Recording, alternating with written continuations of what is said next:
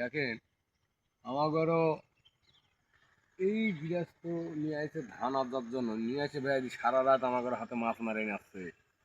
এই দেখেন আপনারা একটু মরুভূমি জায়গায় আমরা আছি, এমন মরুভূমি জায়গা শিয়াল সাপ এন্দুর বিজি এই ছাড়া কিছুই নাই।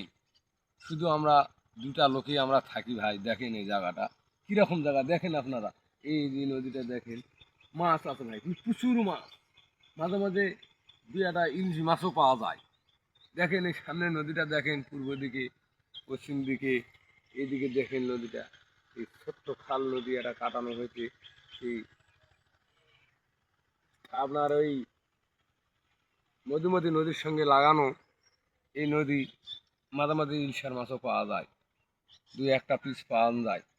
কিন্তু এই নদীটাতে প্রচুর মাছ, প্রতিদিন 10-15 হাজার 20 হাজার টাকার মাছ আমরা মারি ওনাকে দিই, কিন্তু আমাদেরকে বেতন দেয় মোটে 1000 টাকা ভাই, বেশি দেয় না